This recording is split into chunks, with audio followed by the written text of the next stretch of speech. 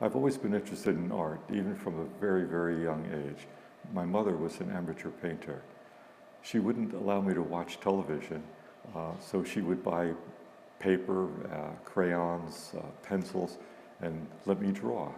My father was an amateur photographer. He made photographs mostly on vacation, but he allowed me to use his camera once in a while and make some images. I guess he was the one who inspired me to be a photographer. I became an artist a little later in my life. When I was young in Mexico City, I was not exposed to plastic arts very much. My mother was used to take me to the theater and to concerts, but not to museums or galleries. I remember very well one time I asked her for drawing lessons, so she took me to a painting school. I got into a room and there was a nude model posing, and I was like, I was 12, so I'm like, no thank you. So I just left. And then time went by, I became an economist, I worked in banks, and when I arrived to New York, because of my husband's job, he told me, this is New York, you can really do whatever you want to do. So I ran to ICP to study photography. So I started with photography, and then I moved into painting when my kids were young, and then recently I got a studio in Tribeca, so I became an artist. Okay, so what made me become an artist? When I was 5 years old, my father brought me to the Metropolitan Museum of Art, and I was overwhelmed by the paintings. He brought me into the Italian Renaissance room, and the colors and the glow from the artwork just inspired me to do something different. I started painting right then at 5 years old.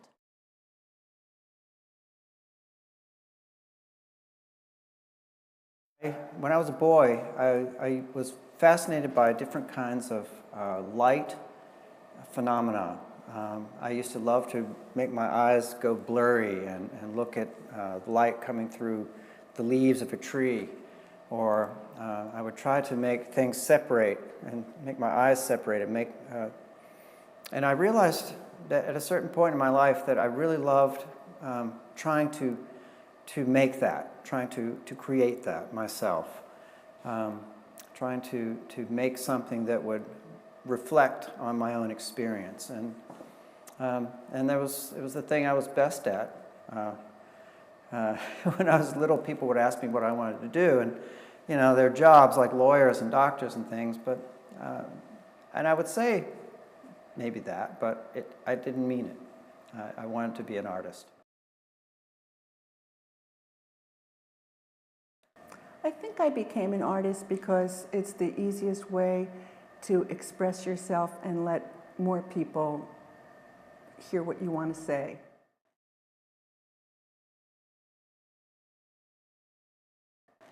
I became an artist for a number of reasons, but I think primarily it was because I was very interested in the natural world all my life. Even as a young child, I grew up on Lake Erie, and I was always living near one of the Great Lakes or some rivers. And I've always been very moved by geology, botany, weather, the natural world, and when I realized that art could be a path to understanding the forces of nature and also understanding myself and the environment that I lived in and the people around me, I wanted to become an artist, and I saw that as both a discipline and a journey that made sense to me even from the age of 10, 11 years old, and I continued to grow with that. I knew I wanted to be an artist since I was 4 years old. My favorite thing to do my whole life was to paint and draw. Still is. But even when I was really little, I was very focused on that. And I even had my own little studio. I set up in the basement of our house and was very, very into that. And I think it was because I wanted to somehow translate my experience, what I was living through, into my drawings and paintings. And that is what I've continued to do. And that's what so much of my art is about, the experience of being a woman. And so all of my work is based on a feminist perspective of that. And this experience has been with me my whole life. At various times I've thought about memory, my childhood, and how that relates to all girls and women, that cusp between innocence and experience. But all of the pain and beauty of being a human is what has always interested me. And I somehow want to translate that into an iconic experience that is more than just personal, it's universal. And so people can look at my work and perhaps see themselves in it, men and women, because it's really about being a human.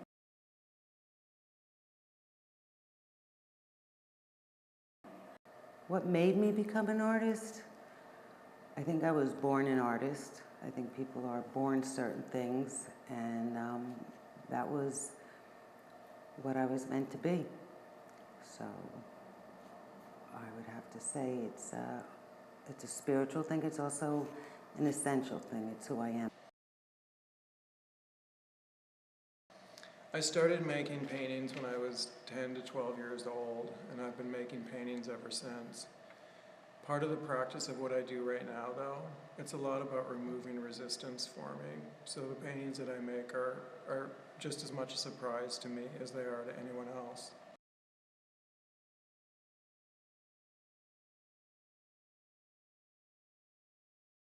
A lot of people ask me, so what inspired me? Well, I don't really think about it consciously. I live in New York. There's lots of museums and other artists and exhibitions and all kinds of things to influence me. But I would say, rather than artists in particular, it's more travel and culture. And I've always really liked to travel a lot. And when it comes to ceramics, I like very much Japanese traditional yakimono, and the 6 ancient kill sites have always been very important to me. The artists I'm most inspired by, absolutely most inspired by, I would say, are maybe the cave artists, the very first artists, because they were the ones who first took their experience and made something visual out of it. And it's amazing that those things are still here 35,000 years later for us to look at. That's kind of an amazing thing. All of my work begins with nature, and the other artist is whoever created all of nature, because it's the clouds and the sea and flowers, trees, birds in flight. All of those things are so beautiful that that in itself becomes art, and it's what inspires artists, I think. Artist are you most inspired by? I think the first photographer that inspired me was Cartier-Bresson, and after that it was just too many to be able to list. Right now, the artist that inspires me the most is my husband, Donald Lakuta, because of all the hard work and precision he puts into his work.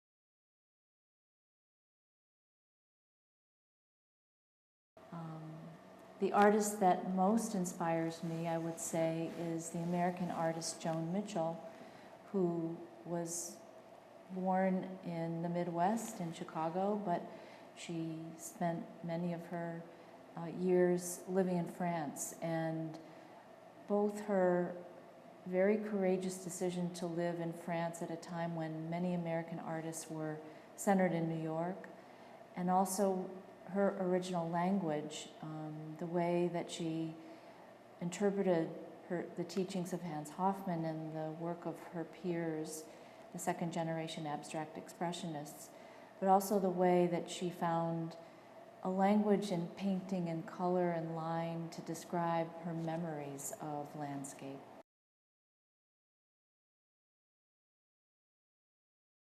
What artists inspire me? At the moment, I would say, at this very moment, the person who's been inspiring me a lot lately is Carmen Herrera, and it's because her tenacity.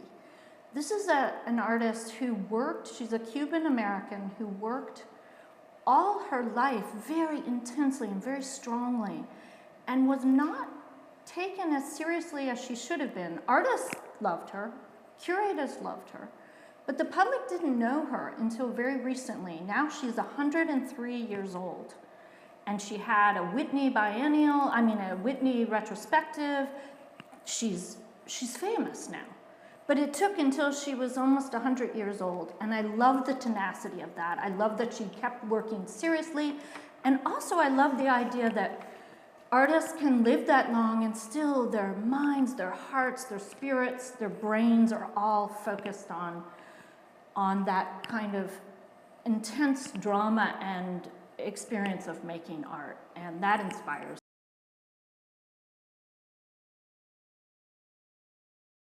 Let's see, many artists have inspired me, and I would say Kiko Saito is one of my favorite artists and a mentor of mine, the deceased Kiko Saito. And I would say John Griffin, a post-expressionist, still living artist. Those are my two greatest influences as far as my painting goes.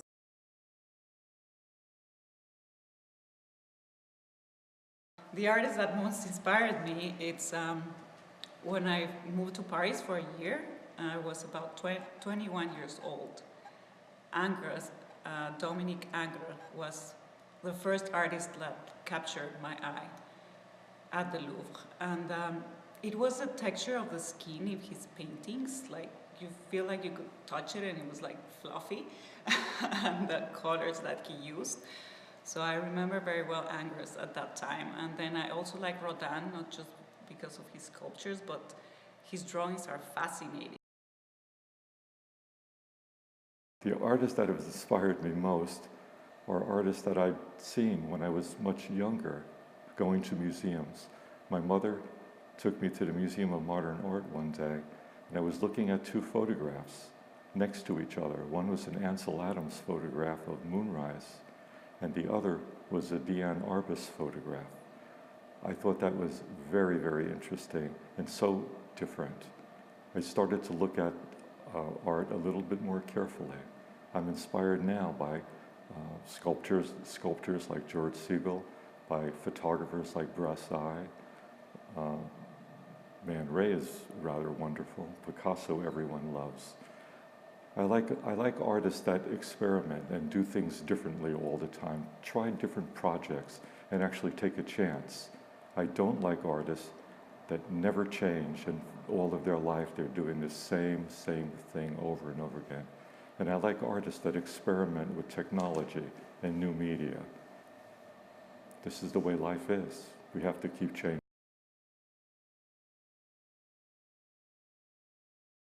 My father being an artist, he also influenced me. I just from that point on knew I was going to be an artist. There was nothing else I was going to do. But I think that the artist that inspired me the most was William de Kooning. I saw a show of his at the MoMA in early 1980s, and I stayed in that room for hours and hours. It was the entire gallery was filled with his work. It's very expressive, and it just, like, for me, it allowed so many different emotions to come in to the work, and I really want to paint like that.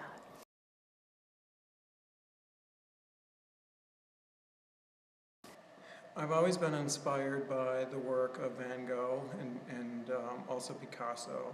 I like their imagination and also that they're very true to the way that they paint.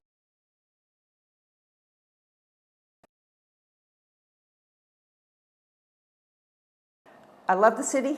I thank the city for every show I've seen, every museum, every exhibition I've had. It's been a wonderful run.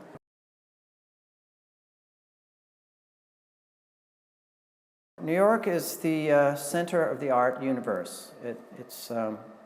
For a long time, it's been a place where people come looking for freedom.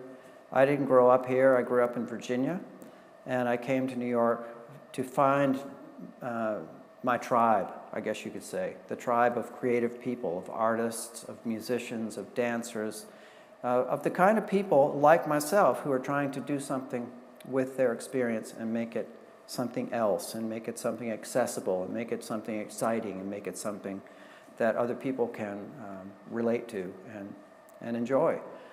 New York has everyone from every country.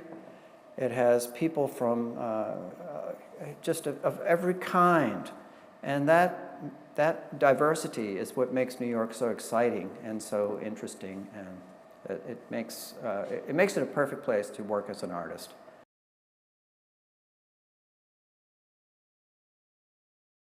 New York, for me, is a place where you can express anything.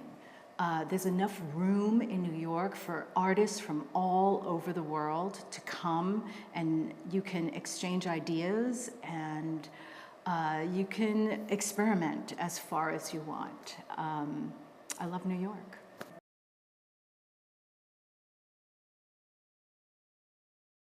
My parents met and married in Manhattan, and our church was in the city. We lived 10 miles outside of New York growing up, and we're always in the city. As kids, we walked up and down Broadway and looked in storefronts and went to the Automat. And as I grew older, I used to cut school and come into the city all the time to Washington Square Park and other parts of Greenwich Village. And when I finished school, I moved into Manhattan, and it's exciting and stimulating.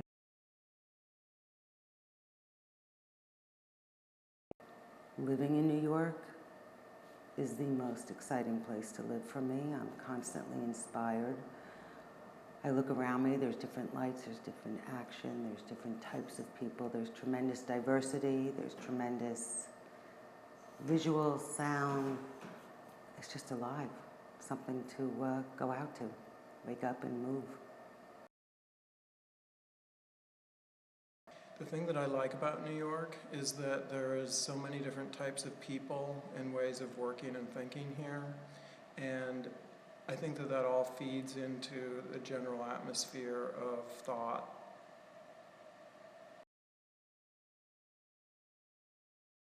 For me, New York is a very, very exciting place with lots of energy, lots of motion. For a photographer like myself, there's always something there, and it's always changing. I love to photograph people, so New York is full of people. I like the subways. I like crowded areas like Times Square. I like Canal Street. Places like that are so full of energy and so full of activity. You have to find something interesting. And as an artist, you always will. What does New York mean to me?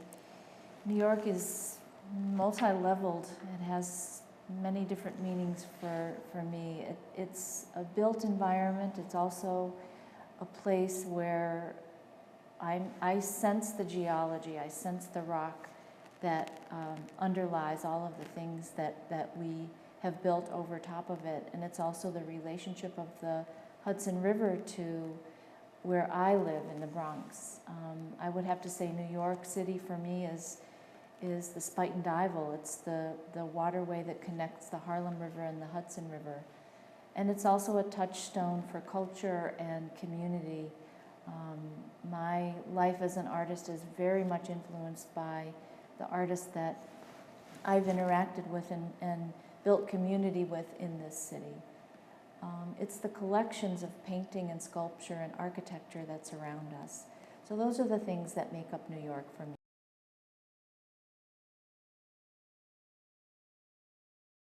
And what New York means for me is really freedom. I grew up in a very small town, and I went to art school in the South, and I think I knew really early on I would move to New York and become an artist, and I already thought of myself as an artist even as a young person, but moving to New York allowed me to really live that completely and fully. And it's because you, as an artist here, there is an audience for you, there's a sense of importance about what you do, but also because it's inspiring because the whole world is here. Like, everyone lives in New York. Every type of person, from every country.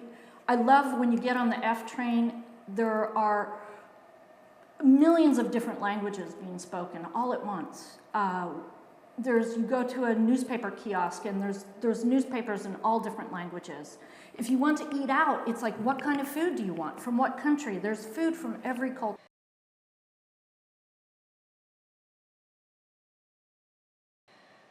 So New York for me right now, it's home. It's where my husband and I decided to build our family. We have 2 girls.